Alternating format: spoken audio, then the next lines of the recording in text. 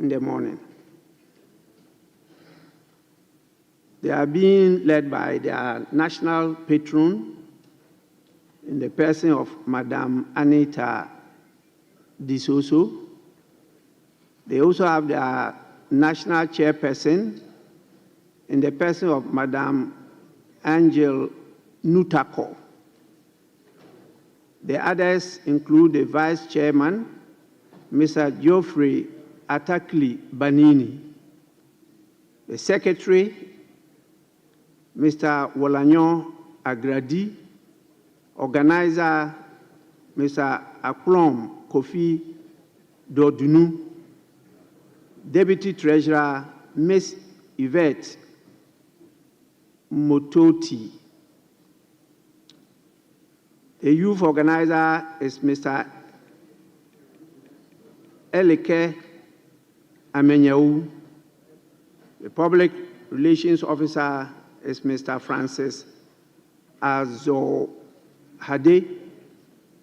And then you have one Mr. James Agama and Mr. Francis Seshi.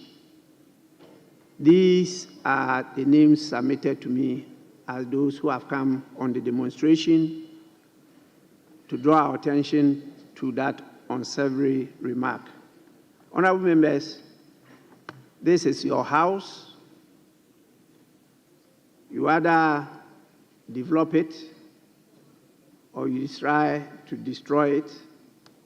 You know the consequences of that. I preside and I will apply the rules strictly. Strictly. Anybody who disagrees is at liberty to do the proper thing. But I'll apply the rules from today on strictly. The matters that you just draw my attention to are all covered by the rules. And so once again, members, take time to read the rules. That reduces this tension in the House. Again, take time to let's work together. You see each other as strangers, and in fact, enemies. And so you don't even have patience to listen to each other. Please, that is not what Parliament is about. If that has been the case, there will be no need to establish a Parliament. We'll allow you to, on the street, slug it out there. Then they know who is stronger. But that is not to be. We took time from 2002, an experience to iron out these rules. Don't let's make the rules useless. They are to guide us. We'll get enough time for all of you. Please, just be tolerant of each other's views. We are different. We have different perspectives. That's why we are not members of the same party.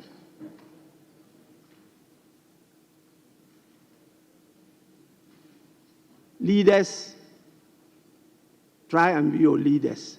Don't mislead us. You should rather be more patient and tolerant with each other. And you know when one is on the feet, please, you give signal. If you catch the eye of the speaker, he will allow you to speak. And the others will have to resume his or her seat. And then we move on. Ghanaians want to hear you. I'm getting very, very worried and concerned about what is happening. It's not only me. I receive on a daily basis a lot of concerns from elders not only in Ghana, outside Ghana. We cannot afford to let our people down.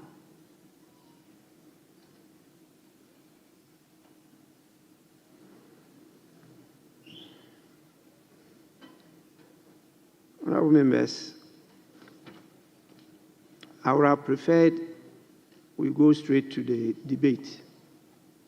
But since the leaders want us to take the urgent question, I will proceed to call on the member who has filed the question. And I think there are two members.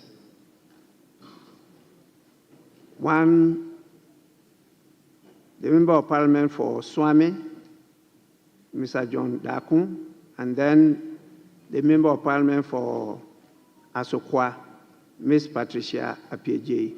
So we'll start with the Member of Parliament for Swami. Please, you may ask your question now.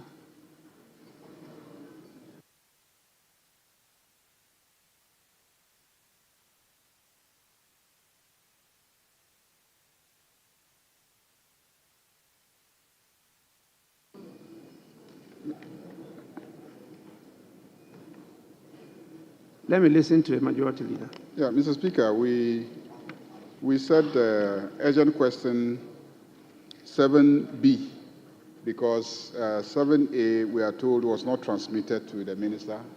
So the Minister for Energy has left. So we are taking only 7B, and there's an agreement that there will be no follow-up questions so that we can move straight to the debate. Yes, Minority Chief Whip. Speaker, those of us on this side have always shown tolerance. Indeed, we've shown tolerance, Speaker, as you have often cancelled. We were struck that the Minister for Energy and Green Transition was programmed to be in the House to give a briefing on energy transition.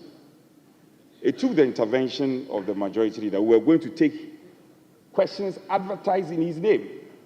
Speaker, it is very interesting and revealing that that question, 7A, we are being told it was not transmitted, but you transmitted all the questions in the name of the Energy Minister and then even his briefing. And you left out only that question. Very interesting. Speaker, it's very revealing. We will tolerate them. But it is indeed revealing that they left out only that question. Whatever it is, we'll come to it. You cannot hide. You answer that question. Today or tomorrow, you will answer that question. Speaker, on that note, we will agree that we should proceed. Minority Chief Whip, you know, no member of Parliament transmits questions to ministers. So why are you addressing your colleagues as if they have failed to do so? It is done by the staff of the parliamentary service. The question is admitted by the Speaker. It's processed through the clerk. And there's a whole department in charge of transmitting questions and following up on the questions until they are answered. And then the same process, it will be advertised, and the minister will be informed to come and answer. So it's not the failure or refusal of any member of Parliament, whether minority or majority, to do so. Please, you know it. Speaker, we are very tolerant, so we will understand them. So, Speaker, shall we proceed to take 7B? Actually, what I know about you is you are civil with your language. As for being tolerant, I'm not too sure about that. But for your language, you do all you can to be very civil.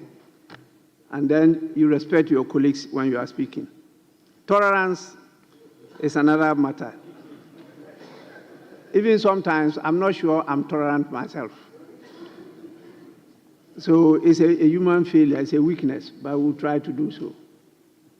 I can see my friend looking at me. Yes, so we'll take item 7B. Yes. So we are taking, with respect, the agreement was that we'll take only 7B, after which we'll start the debate. Yes. Yes. 7B. 7B. The Member of Parliament for Asokwa. Well, we will reserve it for her to come and ask appropriately. Yes, Deputy Whip, Minority. Yes. Speaker, thank you very much. Respectfully, she directed that I ask the questions on her behalf, so subject to your directions, please. May you read the standing orders? Speaker, The appropriate standing order, please. Speaker, I have a permission to ask the question, so that is what I'm saying.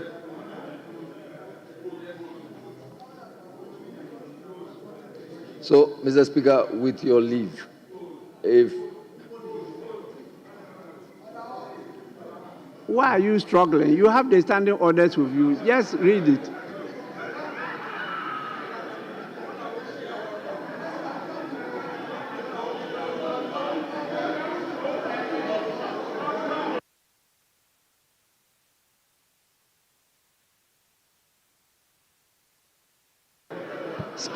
Speaker,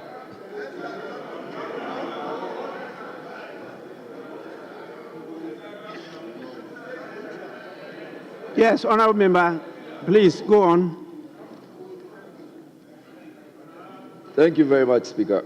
That's a question. This is a question. Read it. Read it. Speaker, Rise to ask. I rise to ask this question on behalf of Madam Patricia Piaget, which is to ask the Minister for Gender.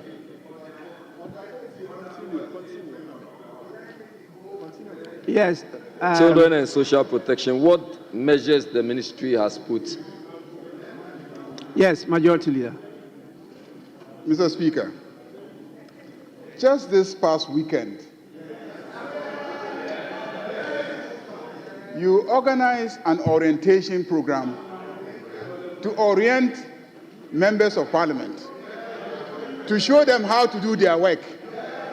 This side of the house chose not to attend. And we are seeing the results and the effect of not attending.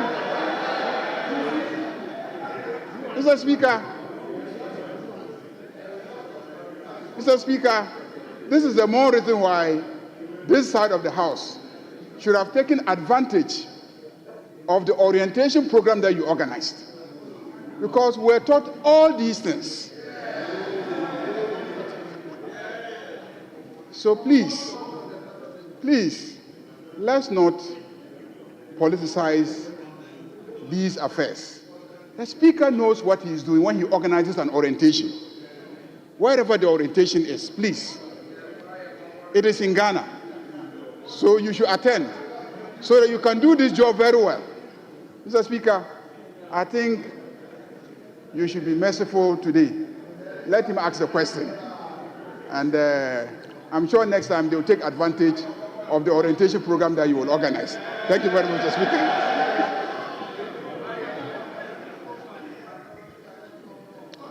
Yes. Speaker, let me let the leader know that the specific order is Order 88.3. That is the order. And the member didn't want to sound verbose. At conclave, he knows, and he was told that the deputy leader is out of jurisdiction. And we agreed there. It was needless for us to repeat that. You were told, you were carried along. You are supposed to carry this house along. Leader, when you speak like this, no, leader, when you speak like this, you are a very fine gentleman. We respect you. But when you start punching us and speaking like this, you are compelling us to also come and punch you. And how would you carry the house? It is Order 88.3 if you don't know. We know. We on this side know.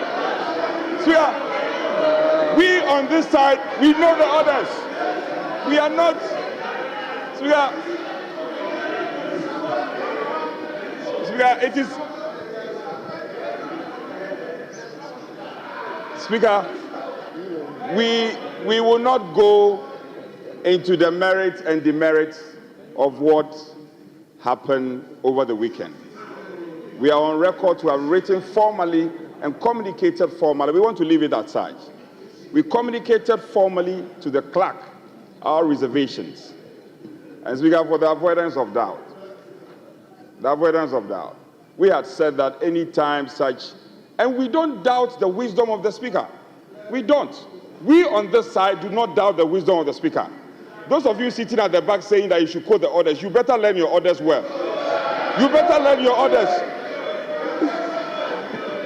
Speaker, your Honorable Jerry Ahmed, Speaker, the Honorable Jerry Ahmed, this caucus has seen some huge potential in him. That is why, Speaker, on our front bench, he is the only first-time member of parliament who has been allowed to sit in front. None of you can sit in front. None of you at the back. None of you at the back will be allowed to sit at the front bench. What you should be doing is to be learning. You should be taking a cue. Why the Honorable Ahmed was recognized by the caucus and was given that mandate to sit in front. You will never sit here at this time. You will never sit here. You will never sit here. So, Speaker, I think the member should be allowed. The member elected not to quote the orders. So, Speaker, the member should be allowed to ask the question. We have spent too much time, and then the debate can start.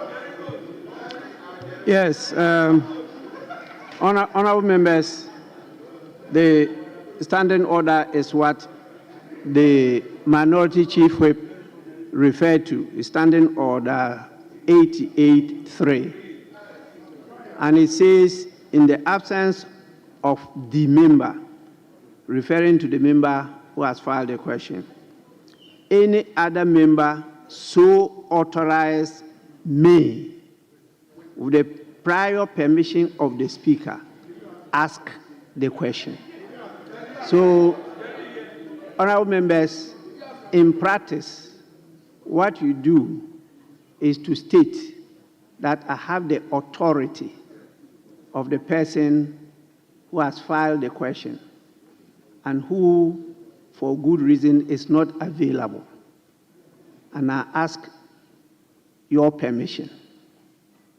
That is referring to me, the Speaker, to ask the question. Then you are granted the permission and you proceed to do so. That is the practice. And so I will be holding you people to test. I will hold you. Whether they've gone to hold or they've gone to imprise, so I will hold you. You must go by the minister. You've heard him. You don't need to repeat the question again, unless you want to repeat. Yes, you want to repeat? Please go on. Yes, Mr. Speaker, just to thank you for the further directions, and I take a cue. And I am most guided, Mr. Speaker. Thank you very much. Yes, Minister.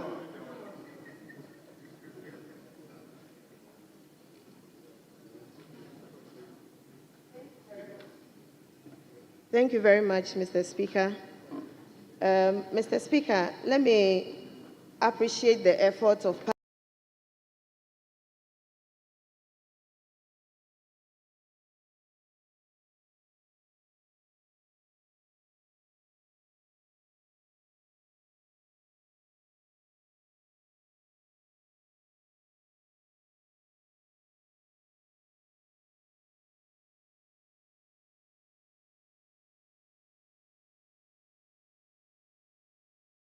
Parliament and other stakeholders implementation process. These are among other key steps being taken to fulfill the ministry's mandate and the manifesto promises of His Excellency John Dramani Mahama. We will also engage this August House, especially the Gender Committee, when constituted, to ensure the effective implementation of the Act through its oversight role. Thank you very much, Mr. Speaker. Honourable Member, any supplementary question? Yes, that is so, Mr. Speaker. Mr. Yes, Speaker, please. Yes. with your permission, if I can do the follow-ups. Yes, please. How soon after your appointment into office will you set up the Gender Equity Committee to oversee the implementation of the Affirmative Action Act, and what resources will you use to ensure the effectiveness of same? Yes, Minister. Thank you very much, Mr. Speaker. As I indicated, the boards are being constituted as we speak. And so, as we have directives and indication from the presidency, we will form the boards, and the Equity Committee will equally be constituted, and work will commence from there.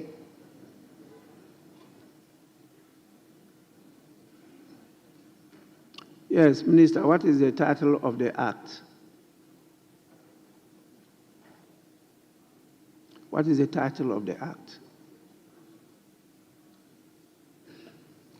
It's the Gender Affirmative Action Act, the Equity Act, 2020. Yes, I want it stated clearly. Was what I see on the order paper. Mr. Speaker, yes, the order paper did not. It's the Affirmative Action Act, Act 2024. That's the Equity Act. It's the Gender Affirmative Action Act.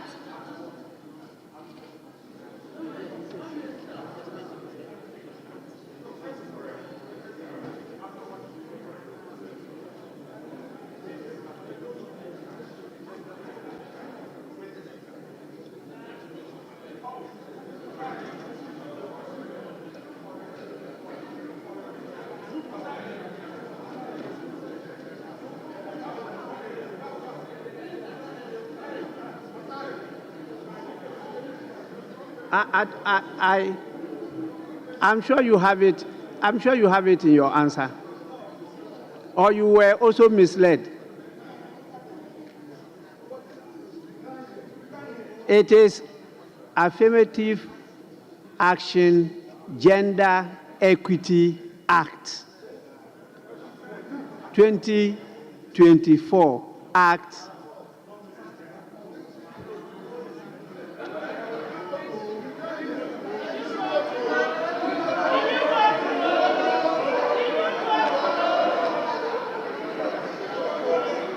Is there? Yes. Please resume your seat. Sit down. Yes. Speaker, it is Minority Chief Whip. Minority Speaker, Chief it Whip. is the Affirmative Action Minority Gender Chief Whip. Equity Act. Minority Chief Whip. Yes. Speaker, I thank you for recognizing me. Indeed, all of us are fallible. Affirmative Action Gender Equity Act 2024, Act 1121. That's what it is. That is it. That is it. Speaker, go and repeat. Go and repeat it. Go and repeat. Go and repeat that. Yes, Majority Leader.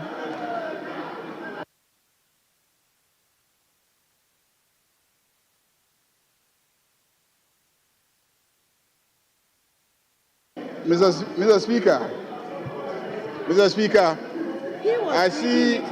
I see my minority chief whip is struggling to equalize again.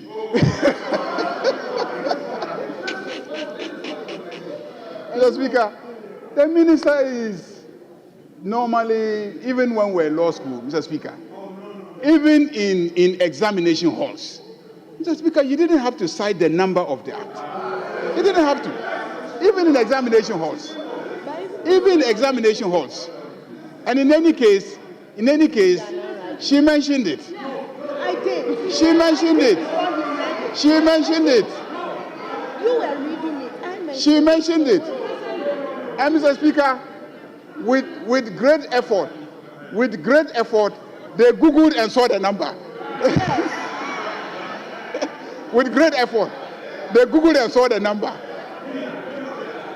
Oh, you are reading from your phone. We saw you were reading from your phone. You Googled it. I think on a lighter note, Mr. Speaker, I think we can continue. Honorable members, this is a very, very important act. And I want everybody in Ghana to know the title and its contents. It's so crucial to the development of our nation. And that's why we took time to detail it out. And we are going to hold the government. We will hold the government to make sure that the provisions of this act are fully and totally implemented. Notice to the government, the percentage cannot be lowered. Are you all hearing me? That percentage of 30% cannot be lowered. Please, any supplementary question? That is so, Mr. Speaker. So, can you outline the specific targets and timelines for the implementation of the Act? And how do you plan to adjust if these are not met? Yes, Minister. Thank you very much, Mr. Speaker. I indicated that once we have the committee formed, the ministry itself is in the process of working with CSOs and other stakeholders to ensure that the committees work effectively with this House to start the implementation processes. And so in our budget allocation, some resources have been put in there we have a budget line to ensure effective implementation. Aside the government support that is coming, we are also speaking to DPs who are equally interested in seeing to it that the Act is fully implemented. Thank you, Mr. Speaker. You have the last opportunity. I did not get the response on the timelines. So respectfully, if you can indicate that, so we are aligned. Yes, Minister.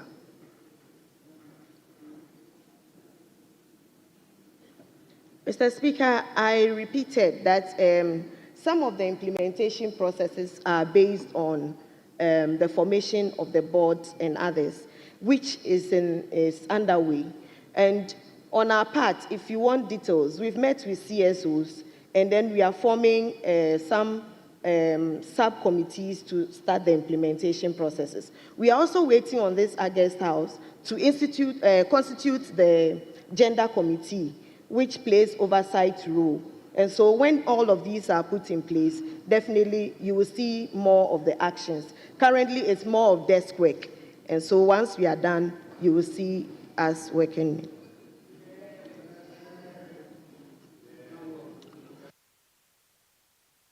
A supplementary question? Yes, Mr. Speaker. Supplementary question to the Minister responsible for gender, children, and social protection on the measures and efficient implementation of the Affirmative Action Act 2024, whether what the Speaker said, the current crop of ministers, whether this has been satisfied or implemented, and what would you do as a minister to ensure that the 30% in the affirmative action 2024 is achieved. Thank you, Speaker.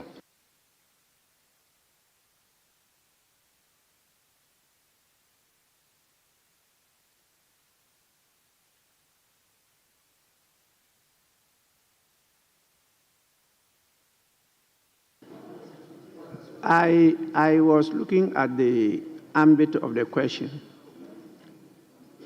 The question was looking for measures the ministry has put in place to ensure the effective and efficient implementation of the Act. The way you phrase your question, I'm not sure it's within the jurisdiction of the ministry, that aspect that you are talking about. So it's very difficult. But if the minister has a response, we will be prepared to listen to her. Are you the minister?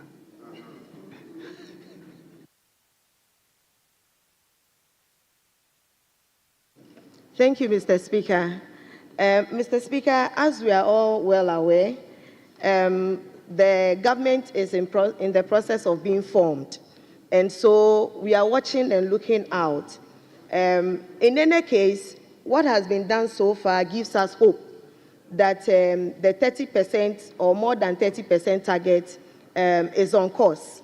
Currently, we are all appointments that have been made, we are around 23% plus.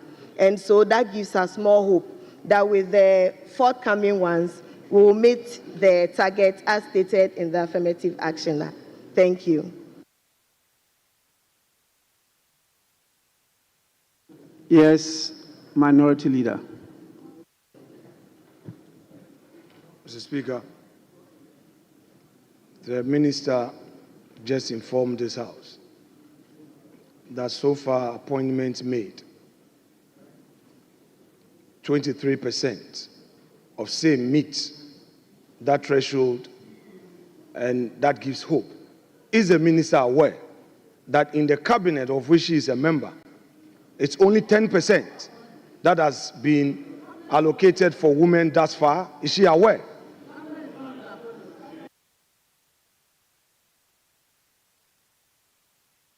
Yes, prelude to the debate.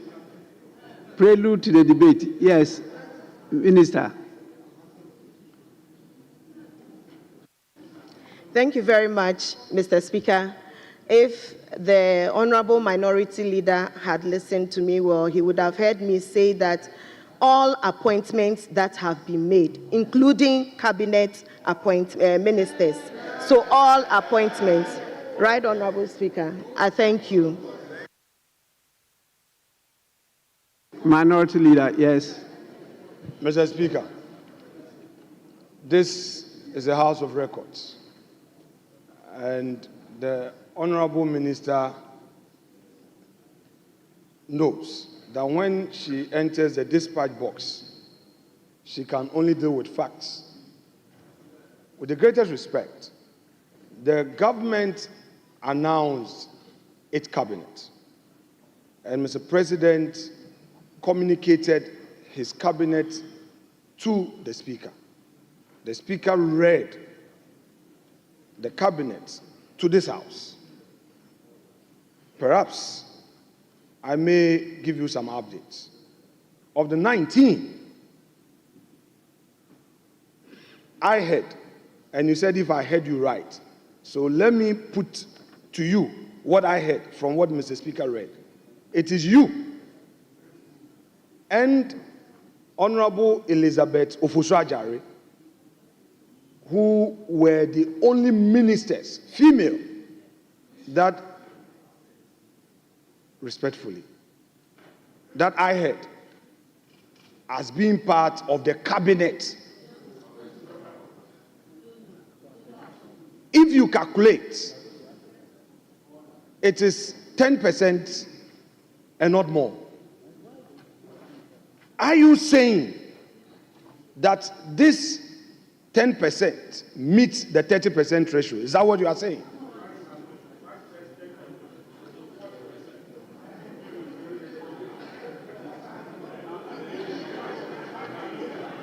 Yes, Majority Leader.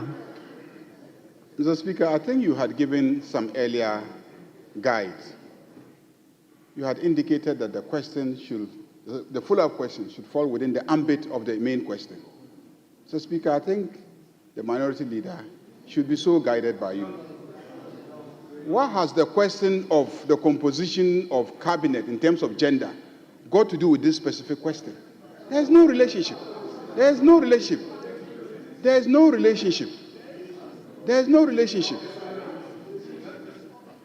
Mr. Speaker, relying on Order 89, and I shall read. As soon as a question is answered, any member beginning with the member who asks the question may, without notice, ask a supplementary question for further clarification of any matter of fact on the answer. But a supplementary question shall not introduce a matter not included in the original question. Yes, relax. Mr. Speaker, would the Majority Leader be patient and tolerant for this exercise? Mr. Speaker, the Honorable Minister at the dispatch box told this House that so far the appointment made meet the threshold. Mr. Speaker,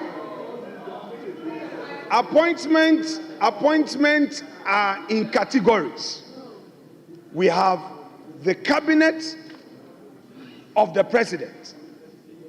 And I am saying that per the communication from the president, this is coming from your own answer, not me. And I am anchoring my supplementary question on your own answer in accordance with Order 89. Mr. Speaker, if the minister says that so far government has complied in terms of appointment made, I am asking her whether she is aware that the cabinet composition has only 2 women, and that 2 is herself and Honorable Elizabeth Ofosu-Ajari, and that amount to only 10%. You said I didn't hear you right.